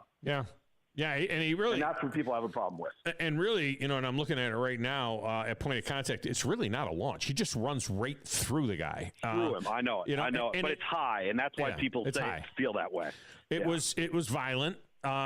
We also have to keep in mind that Jaden Daniels he's 6'4" and weighs 200 pounds, and he's a mix and a hamburger. He's a very slight guy. Jalen Milroe took some big hits in that game as well, but he's 6'2", 220, and he's muscled up. You know what I mean? He's a much more physical guy. And we don't know how this game turns out. They continue to score probably. Alabama, though, wasn't being stopped either. They were scoring, so we don't know what happens in a game. But it is a 60-minute game. And as the great Al Davis once said, the quarterback must go down, and he must go down hard. Ask Colt McCoy about this. You got to survive the whole 60 minutes. Isn't that? It sounds excessively violent in a way, but isn't that the way Alabama's played football for 15 years? They physically beat you up. That's what they're going to do. So you have to survive something like that. No matter how you change the rules, no matter how you change your techniques of tackling and all these different things, no matter what you do, no matter how much technology has come into play as it relates to equipment, you are not changing the fact that this is an inherently violent, collision-based sport. All right? That's not changing. And, and to be honest with you, I think most fans, listen, we're all for player safety. We don't want to see anybody go out and get jacked up and get hurt. Nobody wants to see that. But at the same time, you are assuming the risk if you play this game. No matter how many ways we've tried to change it and make it safer, and we have made it safer, you're not going to avoid plays like that. You're just not. It's just part of the game, so everybody needs to get over it. Yeah, they definitely do need to get over it. And some people are saying, Michigan people are saying, they got to get over this whole cheating thing with Connor Stallions. No. Stallions is now he's now resigned, and he basically admitted it was wrongdoing. The only question is, did the head coach know anything about it? Obviously, there's been a lot of noise that is coming out of this meeting, or this phone conference that was held with the Big Ten coaches. They're playing Penn State this week. Michigan's playing Penn State this week at Penn State, about a touchdown favorite in that game, critical game in the Big Ten. What's your take now? I mean, do they literally do something? Tony Petitti, does he do something before the end of this season, coach-related or team-related? I think that in order to really, truly do something, they're going to have to come up with something that is so definitive and so indisputable that it puts them in a position to supersede anything the NCAA would do. And listen, you got not only the conference, you got the entire country as far as football programs and football coaches that are breathing down the neck of this Michigan program, right? Because this is a different animal what we're talking about here. And I'll say this too, and this kind of what makes me mad. So this guy's making $55,000 a year, right? But you're telling me he's going to make budgetary and autonomous decisions without anybody else within the program to approve it. I mean, we got to use common sense here at some point. Does that make any sense to anybody? And on top of it, like, he's clearly sloppy. Right. He clearly left a paper trail. So who's approving all of the plane trips? Who's approving the lodging and the travels? Where are those payments coming from to expense those? Like, this, I feel like this isn't a hard puzzle to put together here. Right. The question is, from an NCAA perspective, is they pick and choose their pace. All right. So you look at something that looks black and white, it takes them 10 years. You look at this sort of thing, all of a sudden it's like they're in there for 3 weeks and they're almost to the end of it. So I don't know what to, I'd love to see the Big Ten commissioner actually do something, take a stand. And then what would happen from that perspective is, what does the college football playoff do? Yeah. Well, and right now they're saying they're not doing anything, innocent till proven guilty, and they've got to just look at it as a football thing and so on. But I agree with you on the Harbaugh thing, and it's not like he hasn't played fast and loose with the truth in the past. That's why he's under investigation. And the other deal, the hamburger deal, which wasn't about the hamburger, it was about him lying. It's about him lying. COVID. Yeah, well, yeah, and it's about him lying to the NCAA when they interviewed him about it, and and he was not truthful with them. So and I agree with you. Having been in those rooms and been a part of programs and whatnot, there's just no way anything to that level could possibly take place without the head coach knowing. I mean, that's ridiculous. These guys don't live in a vacuum. I mean, it's just nuts. No, exactly. It is nuts. So you got another big one, Texas at TCU. All the folks that are listening to this, for the most part, are pulling for TCU. That are all a bunch of Horned Frog fans, doing whatever that Horned Frog thing is with their hand to see if Texas can get knocked off, because we are steamrolling towards a couple of really tough decisions. Thank God it'll be 12 teams next year, but you and I had pulled for chaos, each and every year. And this Oregon-Washington thing and this Alabama-Texas thing, we are steamrolling towards some real potential issues. Of course, Georgia can take care of it by beating Alabama in the SEC championship game, and that'll be the end of that. But still. All right, man. Appreciate you as always. Great stuff. All right, thanks, buddy. That's Thom Luganbill. He's always good. He's always got a great perspective. And he spends an awful lot of time on this stuff. All right, we'll get a break in here. We'll come back. We'll open the phone lines back up, or open lines the rest of the way. It's the Tom Abraham Show. It's Reaction Monday on 97.7 ESPN, The Zone. You're listening to the Tom Abraham Show on 97.7 ESPN, The Zone. The state's largest orthopedic group is growing to meet the needs of the patients in our community. The Orthopedic Center has long been the most trusted name in orthopedics in North Alabama. So as our area continues on the fast track, so does the need for premier orthopedic care anywhere and anytime you need it. TOC is proud to announce the opening of our new locations in Albertville and Hampton Cove, along with the grand opening of our newest office in Decatur. These clinics will offer the same high-quality orthopedic care you have come to associate with TOC, with the convenience of being closer to home. As a patient, your time is your most precious asset, and we recognize that at TOC. That's why we are also proud to announce the opening of our urgent ortho clinics to handle those bumps and bruises that need prompt attention. These clinics are available to care for acute orthopedic injuries with no appointment necessary. With 38 physicians, 20 centers of excellence, and now more than a dozen locations to serve you, TOC will continue to be the name you turn to for the best orthopedic care at the right time. Visit our website at visittoc.com for more information. TOC, helping you live a better life. Are you tired of chasing a roofing contractor to show up on time, or even show up at all? I'm Sam Fleming with Fleming Roofing and Restoration. Our motto at Fleming Roofing is we show up. Our goal at Fleming Roofing is to provide the reliable customer service that you deserve, and we have the resources to meet all of your roofing needs: residential, commercial, industrial, replacement, or repairs. We are manufacturer certified for roof coatings, single ply membranes, and asphalt shingles. Whenever you need a roofing professional you can count on, call Fleming Roofing and Restoration. We are committed to finding the solution that meets your needs. We don't have quotas or heavy-handed sales tactics. Fleming Roofing, we have expert experience. We show up. Free estimates, residential, commercial, industrial, replacement or repairs. Check us out at FlemingHSV.com. FlemingHSV.com. When you need a quick response, it's Fleming Roofing and Restoration. We show up. Next time you're online looking for landscaping inspiration, open Instagram and check out Southern Gent Landscaping. They can help make your yard your dream outdoor oasis. Southern Gent Landscaping can handle it all, from landscape maintenance and installation to irrigation and hardscapes, even AstroTurf. Turn your yard into a landscape you'll be proud to show off. Call Southern Gent Landscaping at 256-509-6088. 509-6088. Southern Gent Landscaping. Professional landscaping performed with satisfaction guaranteed. If you work in a dangerous or logistically intense industry, you know good training can be a challenge. There are training costs, safety concerns, and difficulty replicating real-world scenarios. There's a better way used right now in the Army and in all our armed services to better prepare our heroes, and it's available to you in your organizations. Higher Echelon's Game Development Team is revolutionizing learning in military training, dangerous industry, STEM, and sports performance domains with cutting-edge virtual training that immerses you in lifelike scenarios without the cost and safety concerns for trainees. With Higher Echelon's game-based training, you'll experience realistic simulations, precision accuracy, and unparalleled safety.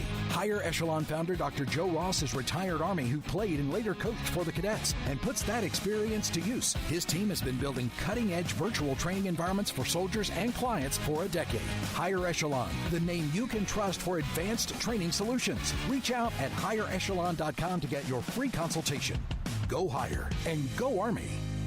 Thom Luganbill here for my friends at Woody Anderson Ford. Bobby White and his team take great pride in their service department, and you can see it the moment you walk into those beautiful new service lanes. And just like a championship team, they all work together to make sure your experience is second to none, whether you drive a Ford or not. Also, check out the gold certified pre-owned inventory at Woody Anderson Ford for great deals every day. Stop by and see them at Jordan and Sparkman or at Woody Anderson of Madison on Hughes Road, or visit WoodyAndersonFord.com. Are you in the market for a recreational vehicle? Do you want to get out and see more of this beautiful country? Well, imagine hearing the laughter of your little ones enjoying gooey s'mores by a cozy campfire and making lasting memories with your friends and family from the comfort of a new camper. We can make your dreams come true at Hall's RV. With over 15 years in the camping business, we know how to get our customers into the perfect camper. We have several models and floor plans here for you to choose from, both new and used. We're family owned and operated with fantastic deals and great service. Everyone wants to work with people they can trust, so come on down to Hall's RV and get the deal of a lifetime. We'll treat you right and get you on the road in the camper of your dreams. Visit us on Highway 431 in Albertville. Hall's RVs, where we sell fun. Or see us on the web at www.hallsrvsales.com. The Lodge at Guntersville State Park. From the gorgeous long views of the lake from the Bluff Side rooms to dinner at the Pinecrest room, Guntersville State Park needs to be on your bucket list this year. What an ideal place for a family staycation or a romantic getaway. Guntersville State Park has it all. This is a great time to book your visit, and depending on the time of year, you might want to bring the clubs and take in a round at Eagle's Nest. Make plans today to visit the Lodge at Guntersville State Park. If it didn't exist, you'd have to invent it. Guntersville State Park. This is Wes Neighbors sitting here with Philip Love of not only Eagle Insulation, now he represents Eagle Companies. Eagle through the years have added several companies to help individuals or builders through their construction renovation process. Eagle is known to represent quality, efficiency, and professionalism. Philip, I know you do insulation, but do you do masonry? We do. Do you do grading, erosion control, and dirt hauled off? We do. Do you do afterpaint, which includes shower doors, mirrors, shelving blinds, and bath hardware? Yes, we do, Wes. Do you do landscaping and irrigation? Yes, we do. So basically, Eagle can help you all along your process of building your house or doing renovations. So do you do plumbing? We do not, Wes, but we can find somebody to do it. Just give them time. They'll be there. Anyway, call Eagle Insulation at 256 755-1556. Eagle saves you time. Eagle saves you money. Call Eagle today. Thanks, Wes. From the Fox 54 Weather Center, I'm meteorologist Emily Owen. For this Monday night, expect a quiet and mostly clear night across the Tennessee Valley. It looks like temperatures going to be falling into the lower 50s for the overnight. Heading into your Tuesday, we'll see another afternoon full of sunshine. High temperatures look to be topping out in the lower 80s for the afternoon. It could also get pretty breezy at times. We could see gusty winds as high as 15 miles per hour. I'm Fox 54 meteorologist Emily Owen on your home for ESPN Radio 97.7 ESPN, The Zone. Hold your block until the whistle blows. From SEC Media Days to the National Championship game. This was a great team win. We are 97.7 ESPN, The Zone.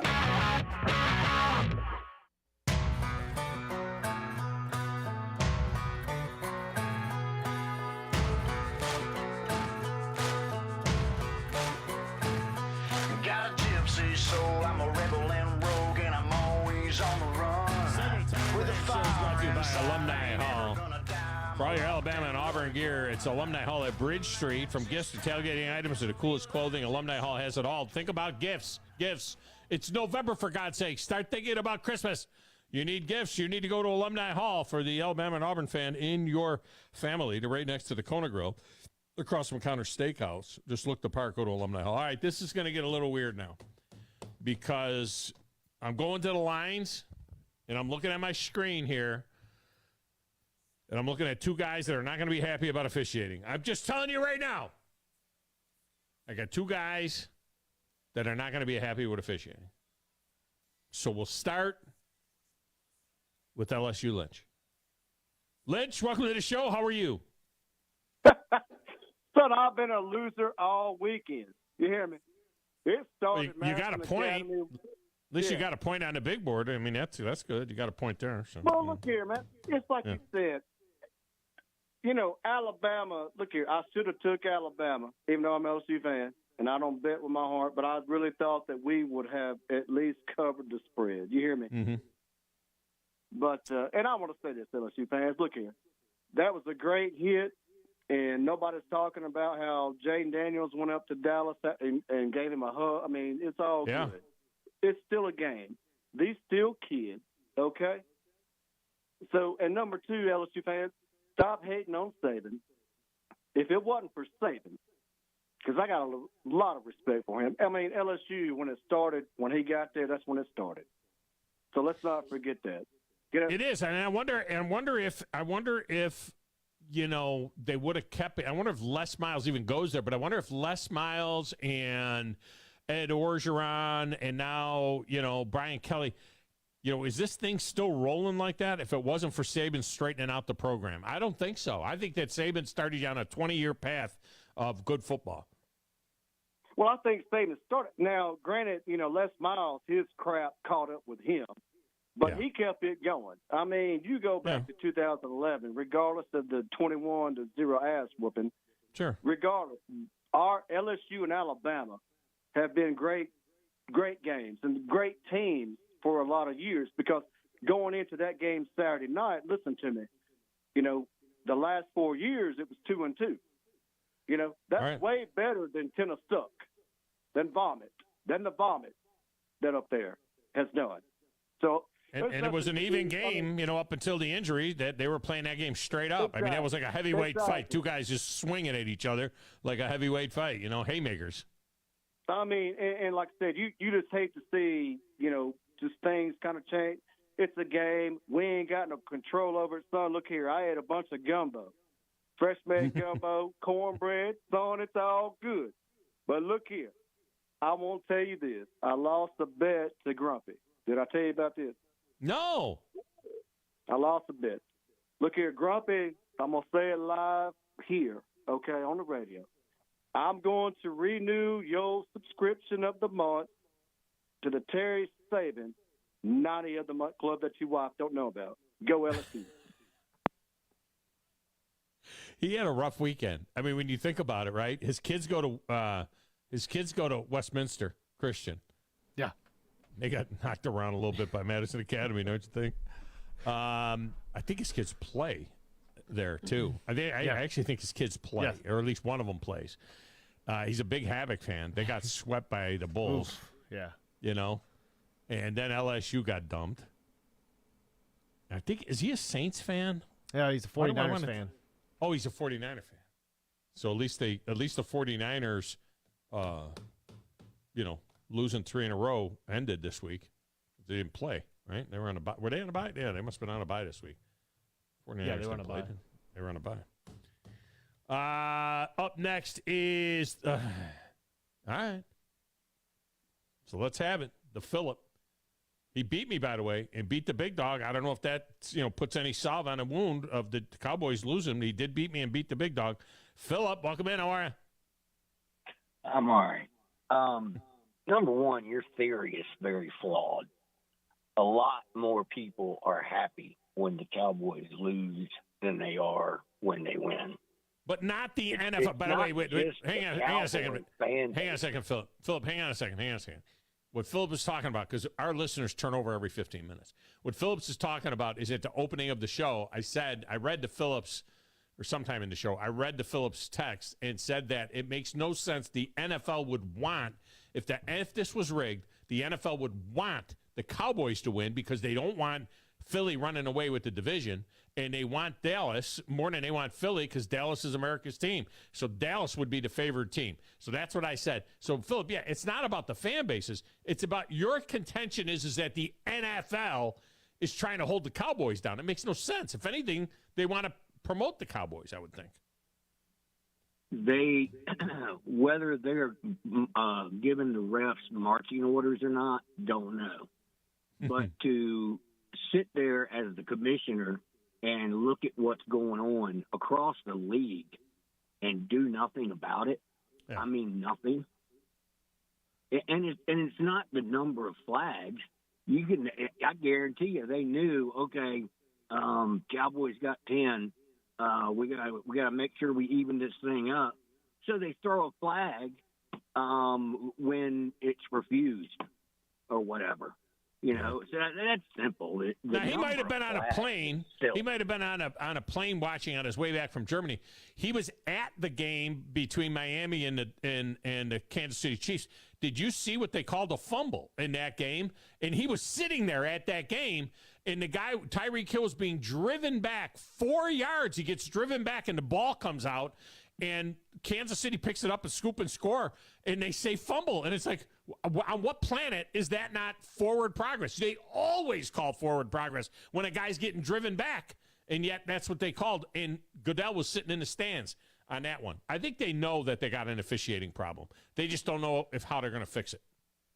Well, there was another one, and I forget which game it was, but the dude's running with the ball. He gets tackled, kind of surrounded by people, but they clearly fumbled the ball. Forward progress does not stop. And so everybody dives for the ball. He's obviously on the ground. And they say, wait a minute, we might need to look at this. He might have had possession. And I saw that. He put his hand on the ball. Yeah, he put his hand on the ball while he was on the ground, and they said that's it. He was done. Was it in your game where they called an interference when the guy didn't even touch the guy? When the guy was in the break of his thing and he never even touches the guy? It was one game. It might have been a Dallas-Philly game where the guy comes out of his break and he never makes contact, and they called pass interference. I'm like, what are you talking about? Or holding. It's terrible. It's bad. It's bad. It is. But you know what? All right, this is what you got. You got between now and the next time you play them, you got the Giants win, Panthers win, Commanders win, Seahawks win. 3 of those are at home. I think you're going to be 9-3. I think you're going to win all 3 of those. You're going to get or 4 of those. You're going to get to 9-3. The Eagles, they play Kansas City in Kansas City. Then they get the Bills and the 49ers, both at home.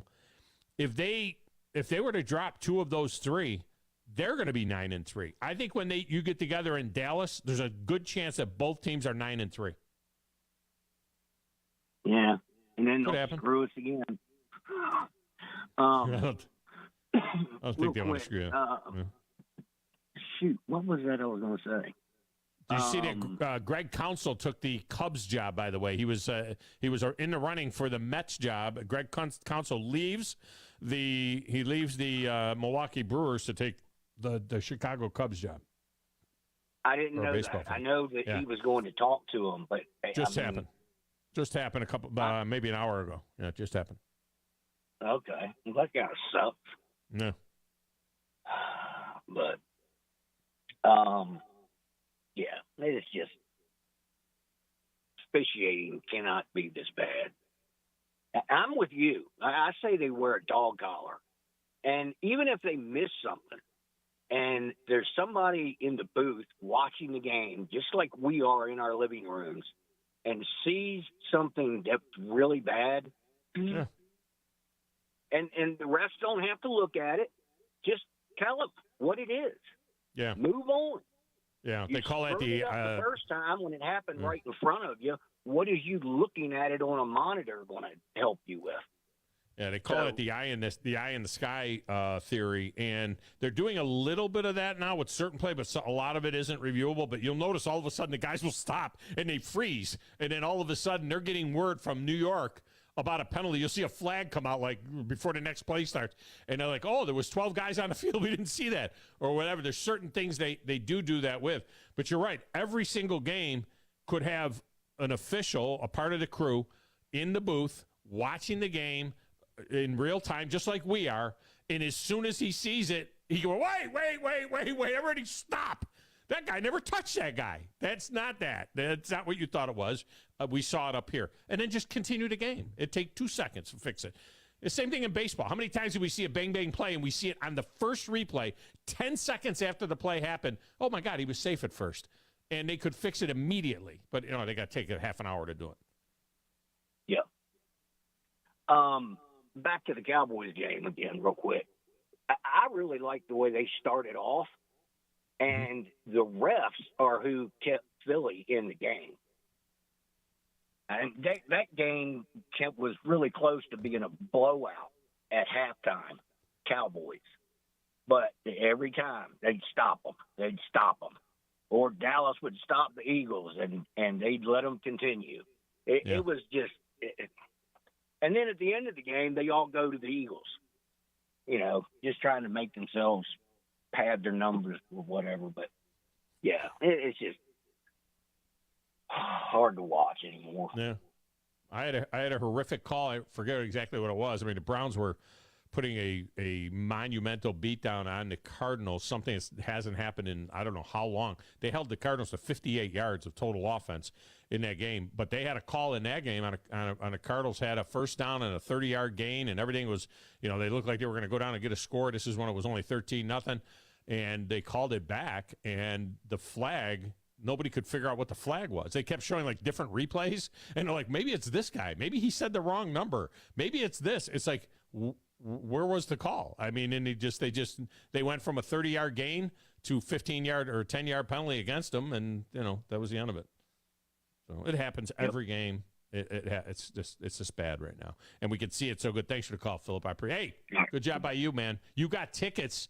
You got tickets to the Music City Bowl. Not that you're going to necessarily, travel for it, but when you see what the matchup is, you may want to. You never know. Nice. Yeah, you won tickets. So you still got friends in Nashville. You could always give them to them when the time comes. So. Yep. All right. Appreciate I you. could go. Actually, my cousin is going with a friend right at Christmas. Yeah. I'm not sure for how long. The game is the 20th. Yeah, the game is the 30th. The game's December 30th at 1 o'clock at Nissan Stadium. They're going to be there through New Year's. I know that. So they'll be there. There you go. They'll be there. There you go. All right. All right, man. Appreciate you. See you, bye. Smokey Mike circles back. He was on earlier. We couldn't get to him. Smokey Mike, welcome in. How are you? Well, Big Dog, I'm okay until I saw a certain particular individual trending on the X last night, and I had to click and see what was going on. And obviously, when I see that Lyle Allen Jones is trending, I got to see what's going on. And, of course, it shows that, granted, he wasted the best Tennessee team that could have possibly happened. I mean, my goodness, it was so bad. How could you have Josh Dobbs and Alvin Kamara with Jawan Jennings and all that? and lose to Carolina and Vanderbilt. Well, I mean, look what he's done since he's been at Arkansas State. I mean, it's been a disaster. Right? I mean, it reminds me of Arthur Smith, and especially after he's shaved the mustache today. I mean, you got so much talent there, but you can't use it. Thank God. Like, yeah. Well, Arthur Smith still has a quarterback problem. You know, I mean, I think they still have a quarterback. But what I think is, and I tweeted this out yesterday, and not to be rude to Chad, but I did tweet it out yesterday. Somebody in Minnesota needs to get in Viking colors. Somebody needs to make up a T-shirt that says, sometimes it does take a rocket scientist. I mean, the kid has a degree. He got a 4.0 in aerospace technology and did a internship at NASA. I mean, he is brilliant, Josh Dobbs. Brilliant. If there's anybody that could show up and introduce himself to the coach and put on a Hutch uniform with a little white face mask with no padding inside the helmet or anything, and just go out there and say, hike it to me, and start playing the game and beat the Falcons, that's got to be a pretty smart dude. He graduated with a 4.0 in aerospace engineering. He's literally a rocket scientist. It's just unbelievable. I mean, I remember Troy Aikman during Kamara's rookie season being like, who was this guy's college coach and why wasn't he used? It's like, come on. But, I mean, is it no surprise that Ric Flair was up in Ann Arbor today? I mean, the dirtiest player in the game. Yeah. He visited good old Harbaugh. So was it any surprise? Any surprise at all that he would show up during this time? Because, I mean, Harbaugh likes to give away some things, you know. I mean, let's look at the other Butch Jones 2.0 going on right there with Shane Beamer. I mean, you can't beat – I mean, it shows what happened with Carolina beating Tennessee and Clemson last year. I mean, he got the signs from Harbaugh because right now he's looking like Dooley. That's classic. That is classic. But you know what, Big Dog? Lane's going to take care of business this weekend. Falls are going to take care of business this weekend. Next week, the East is on the line in Knoxville. And then in 3 weeks, revenge is going to be a dish best served cold. Have a good day. When are people going to stop doubting Georgia? When are people going to stop doubting That's Georgia? 2 Tennessee fans today alone that have called into this station and have said that Tennessee's going to beat Georgia. Yeah. He's the second Tennessee fan to do that. Tennessee better be ready to beat Missouri. You know, Tennessee's like a 2-point favorite in that game up there at Missouri. It would be like Tennessee to go up there and lose that game. But they better watch Ole Miss beat Georgia and Missouri beat Tennessee, and they're like, oh God, they could have had a shot. We could have been a contender.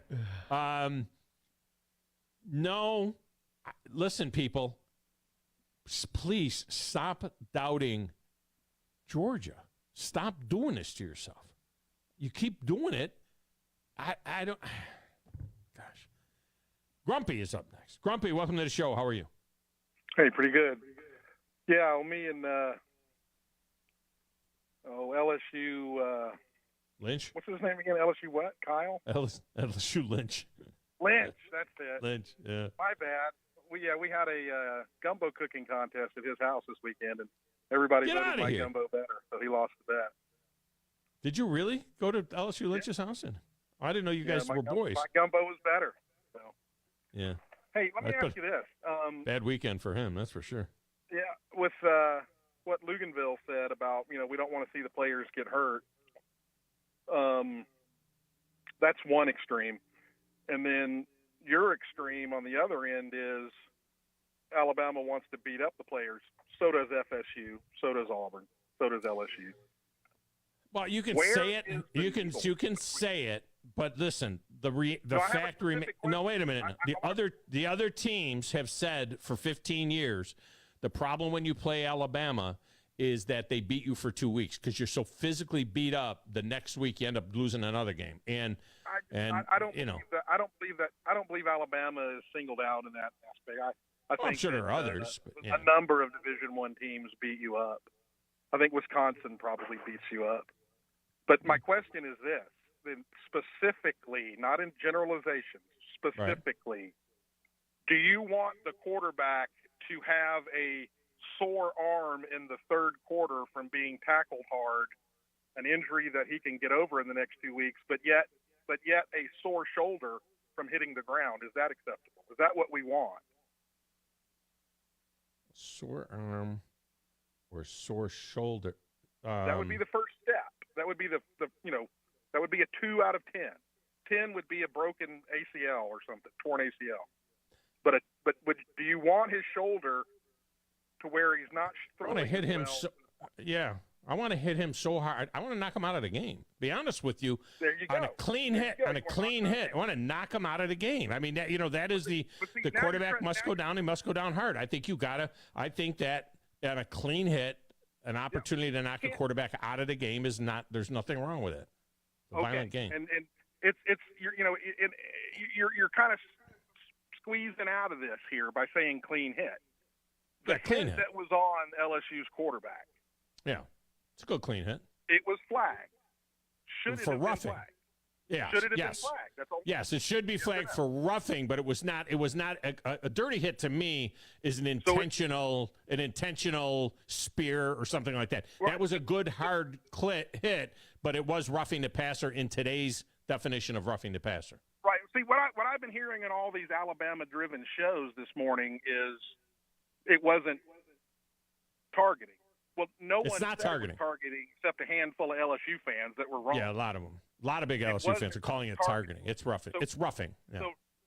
So what we've got here is we're okay with knocking the quarterback out out of the game with an illegal hit. A roughing hit. Yeah. Yeah. An illegal hit. A flag. Yeah. Hit. Yeah. Okay. I'm not. Yeah. I understand. I just wanted to clarify that. Yeah. Okay. I mean, that was worth 15 yards. Yeah. I mean, I hate to say it, but that's worth. If you could take a guy like that out with a big hit, that is the roughing part of it is that he drove him into the ground. But you know what I mean. I will take that if you're taking that guy off the field. Yeah. And I hate to say it, but to me, I'll let you go. I'll let you go. When I say real quick, I mean it. When you wrestled, when you're hugging somebody chest to chest, and you reduce all of your mass into that mass, and you guys are just one big mass, and there's nothing between y'all, which is what the kid did, which was what the young man did at Alabama. He wrapped him up, bent his back, and then came down with all his weight on him. Yeah. That's a 15-yard penalty, and if knocking that quarterback out with only giving up 15 yards, well, that's just the way the rules are. Yeah, the big difference there too is they were in different weight classes. See, that's the difference. You know what I mean? They're different weight classes. I mean, if a guy who's a heavyweight against a middleweight, I don't have any problem with the officiating of that game. I don't. Yeah. I think it was well officiated, and I think if Alabama played them 10 times, they'd beat them 9 times. Thanks, man. Have a good one. They made the right call. And it obviously changed the trajectory of the game. There was no doubt about it.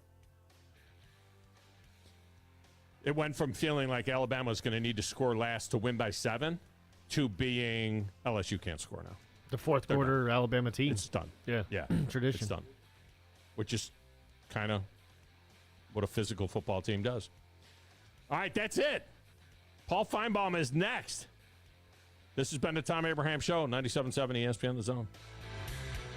You've got to experience Toyotathon at